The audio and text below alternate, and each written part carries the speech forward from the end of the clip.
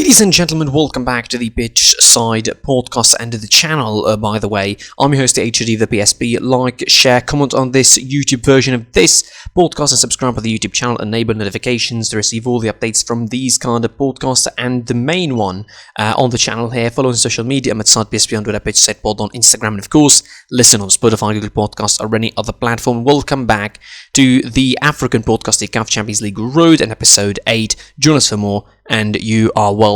Just a quick production note: I wasn't able to do the fourth round review because of particular reasons. I had some issues in the scheduling, of course, and with the international break coming thick and fast after that, I couldn't really find a suitable schedule to do the episode. I was planning actually on a break, but definitely it was more interesting than I thought, and the content was needed, I think, as far as the channel was concerned. Just a quick note, just to be in on the on the act and in on the inside of what I'm doing here on the channel. Just the fact that I had issues with recording the episode, the African podcast, so I had to really reschedule it and I had to replace it. And definitely, I'm going to be returning to normal coverage of the Champions League by doing a full-on preview and review for round 5, as you can hear here.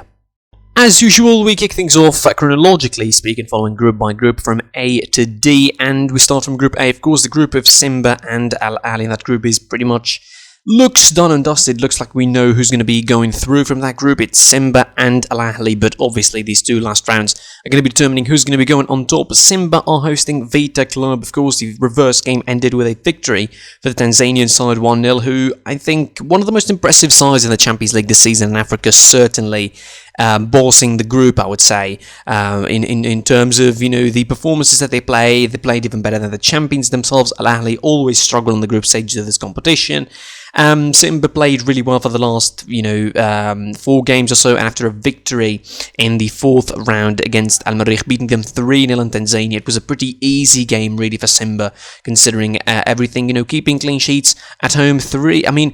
4 clean sheets. They are the only team in the competition so far that could keep clean sheets. The only team in the competition that managed to keep clean sheets, alongside Wydad Casablanca in Group C, which shows how tight they could play, how well drilled the side is, of course, under their French coach, and definitely a side that can be a force to be reckoned with and could be a real banana skin, if not a true dark horse, really, in this competition. As far as the quarterfinals are concerned, only with 2 rounds left, this could be very interesting from both sides, for both Simba and Al-Ahly, to see how they're going to be ending up in the group. I really doubt that Wydad Club are going to have any advantage here, because even in the reverse fixture at away, they played better than Simba, but Simba picked them in the right spot, went through a penalty, and of course picking up the 3 points with a clean sheet and a great defensive performance away from home in their game. Surely Simba have to be thinking about winning this game to solidify their place in the top, because whatever's going to be happening, the head-to-head game against Al-Ahly in Cairo is going to be determining what is going to be happening in the next round. Obviously, there's going to be a big clash. Surely Simba going to be thinking to get the 3 points. Al-Ahly go away to Al-Ahly, so it might be an interesting situation on Saturday when Al-Ahly move to Al-Ahly. Maybe they could drop points there, although it looks very unlikely from the record of Al-Ahly this season in the competition. In the group stage, 10 goals conceded, 1 goal scored. It doesn't look like they will be a match to Al-Ahly.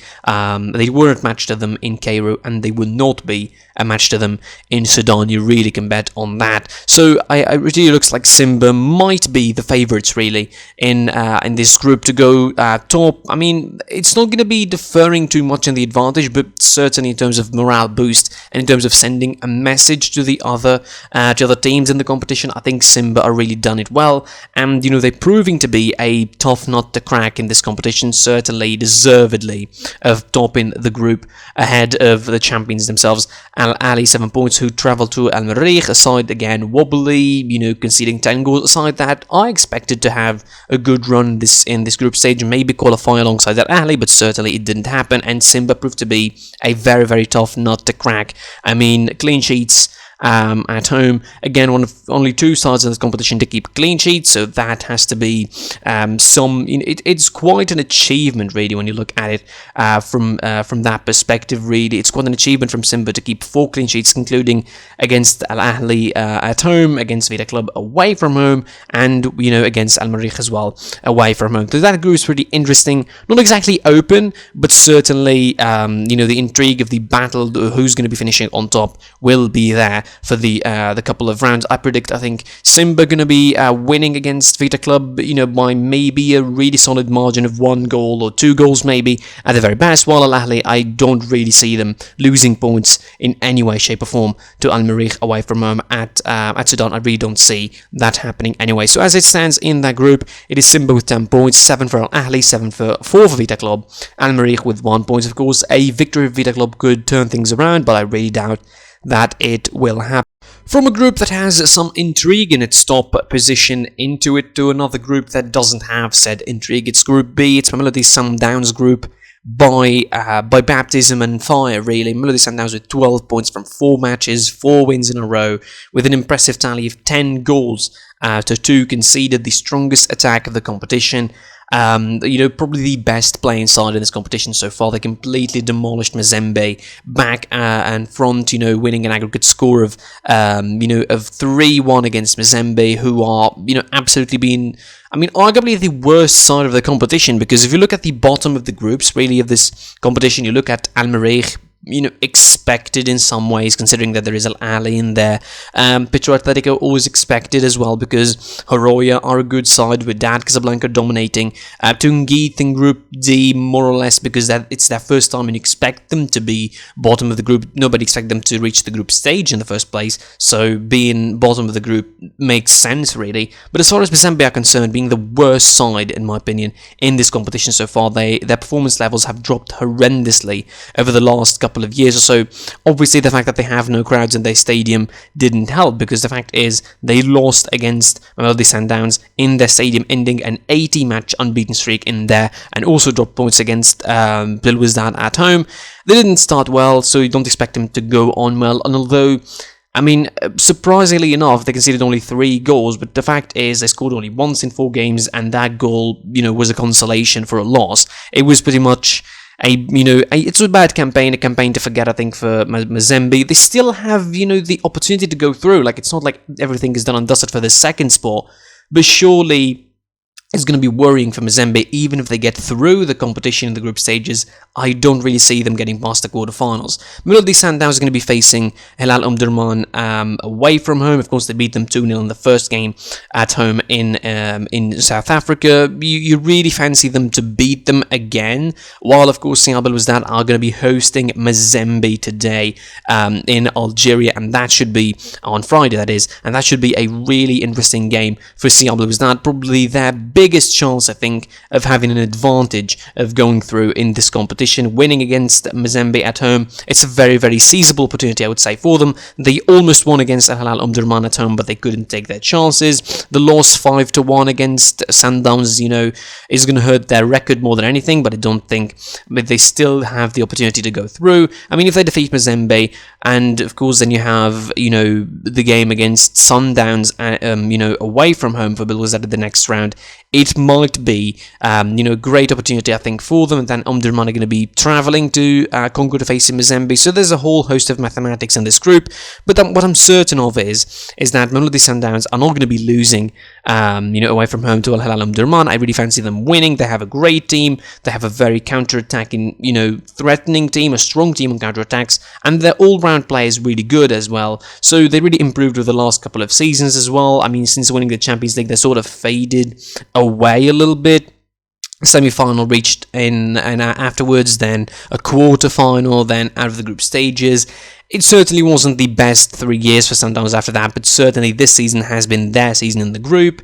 They would win against Al-Ahly Omdurman. Again, I really fancy them strongly, even by a comfortable margin as well. As for Mazembe, I don't really see them getting past Wydad. I really see them losing to the Algerian side, and maybe, just maybe, going out of the competition completely, which seems very likely at the moment, considering their performances have been slow and plodding and no real desire and gusto also is there in their performances for everybody to see. It doesn't look like they're doing well as well in the league, so certainly it's the perfect opportunity for anyone to pounce on Mazembe at the moment in Group B. 12 points for Mamelodi Sundowns on the top, 3 points for Hilal Omdurman and CR Belouizdad, and 2 points for Mazembe at the very bottom of Group B. To another group where another side is completely bossing the action, it's the Group C, of course, with Wydad Casablanca with 3 wins and 1 draw. The second side, the only other side with Simba to keep clean sheets in this competition, with Wydad Casablanca proving to be one of the best sides so far. The last draw against Horoya and away from home was not exactly convincing, more or less. They also have an away trip to South Africa to face Kaizer Chiefs. I really fancy them winning that game as well, because I don't really see Kaizer Chiefs doing a lot. I mean, they're playing really well at the moment. They're doing really well, top in the league in Morocco, top in the group in the Champions League. You cannot really bet against them when it comes to this group. They started really well. They started explosively enough, I would say, beating Horoya 2-0, and then before that Kaizer Chiefs 4-0, starting to beat Petro Atletico 1-0. They sort of gradually improved over the course of the group, from the first match to the second match to the third match. Then the drop happened in the fourth match, and Horoya are a decent side, by the way, no underestimation for them. They're really good. They played some really good football, despite the fact that their only win was in the first game, and after that they drawn twice and lost one against Wydad, of course.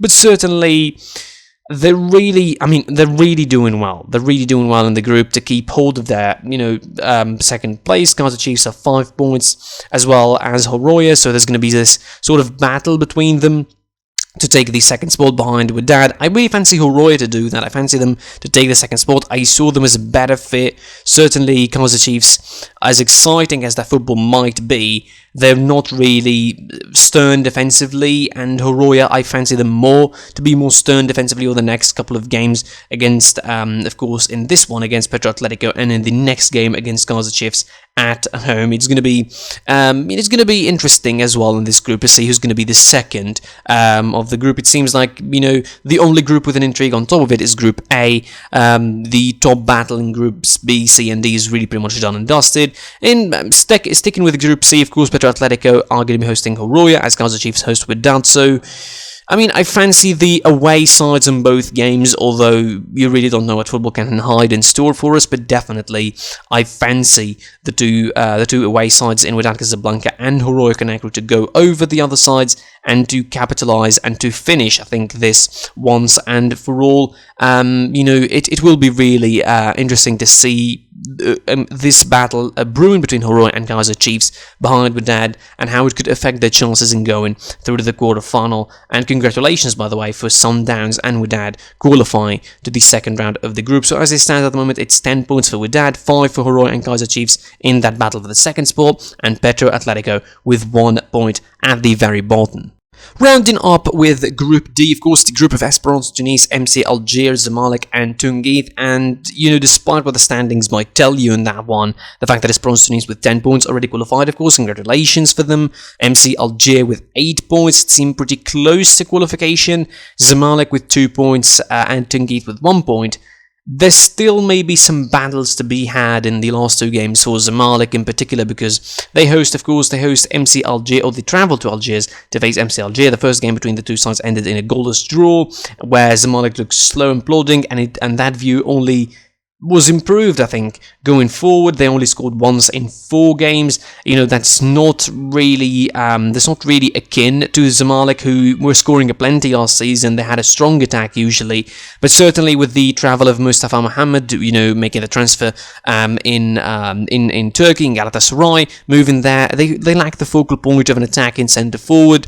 They bought one from the Egyptian league in Saifuddin Jaziri, but certainly they weren't able to include him in the African list. So they're lacking a proper striker really, and the solutions that they had didn't really work in the games that they had in the Champions League, and that again is translated well in the statistics of that group. One goal scored in 4 games.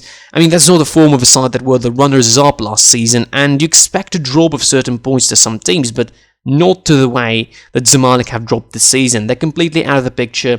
Any bad results against MC Alger would definitely mean they're going to be out of the group. They only have a slim hope of going through, really, and that hope depends a lot on two things. It depends on Zamalek winning against MC Alger, and I mean winning, not just getting a point, it's winning, and of course, Esperance de Tunis beating MC Alger in the last fixture in Tunis. So it will be really interesting to see how Zamalek deal with that, the pressure of such a situation of going, traveling away to Alger, knowing that all the pressure is on you, and MC Alger going to be playing really comfortably, like they don't have a problem at all in sitting deep and frustrating Zamalek, who, I mean, they're one of those sides who do not know what to do with possession, basically, and that's, I think, how they got to the Champions League final last season, by allowing teams to have possession and frustrating them, and I know that firsthand because I'm an Esperance de Tunis supporter, and I saw that in the fixtures that they had with each other in the quarterfinals of the competition and also the Super Cup. They're really a side who like to frustrate. Esperance had more possession in those games. Still, Zamalek won 3-1, and Esperance couldn't really save it in the second leg despite winning 1-0. So this time around, Esperance de Tunis changed their tactics. They let Zamalek try and move the ball around, and they weren't exactly successful at it, so it was pretty much the doomsday for Zamalek in the group. They lost back and forth to Esperance de Tunis, and that, I think, was the fatal blow. I think the fatal blow was the loss in Cairo, because had they won a point in Cairo, it would have been maybe slightly different situation, but certainly with the loss in Egypt 1-0, they had little to no chance really of reaching the quarterfinals of the competition, and that would be massive because you're taking out a favourite really before the start of the group stages in this competition. And if Mazembe go out, to take out another favourite, and the playing field might be actually level between the top of the group sides. Maybe you'd see Esperance, Wydad, Mamelodi Sundowns and Al-Ahly in the quarterfinal being favourites, and the second half of the second side of the table in that quarterfinal is going to be really about, sort of underdogs somehow, because, I mean, we're going to get, some weird combination in this quarterfinal. I mean, unless Al-Ahly finish second, we're going to get, a side of the draw where there is 4 bona fide Champions League winners, bona fide Champions League greats, really, and then you have the other side of the draw where you're going to be having sides. I mean, Al-Ahly won a Champions League before, certainly, but they don't have that much of a pedigree since then. It was in the early 2000s. They don't have much pedigree up there, and definitely you're talking about the sides of Horoya, the likes of MC Alger, you like the maybe Wydad, maybe Wydad, maybe Hilal Omdurman, and also you have Simba in there. So it's going to be pretty lopsided draw, and unless we get some big games in the quarterfinal, it might just be the easy way for some of the biggest sides in Africa to get through to the quarterfinal. I mean, finishing off with Esperance, of course, travelling to Tenerife, it would be an interesting one. Certainly, Esperance with loads of players returning from international break. They lost pretty much around 4 to 5 players in international break.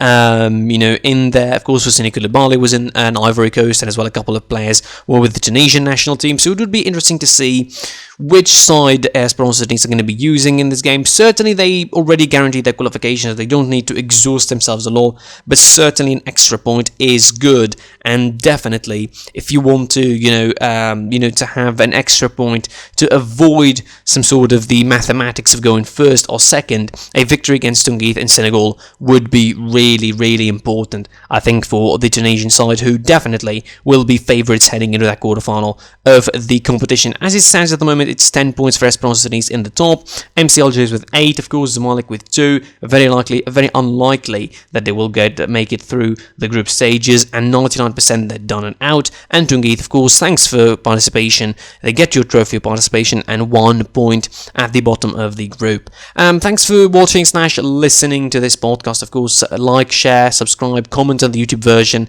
and subscribe to the channel. Enable notifications to receive all the updates from this podcast exclusive to Africa, and the main one on the channel as well. Follow us on social media at PSP_pod on Instagram, and of course listen to on Spotify, Good Podcasts, or any other platform to both this and the main podcast. Thanks for watching. I was your boy, HG the PSP, and goodbye.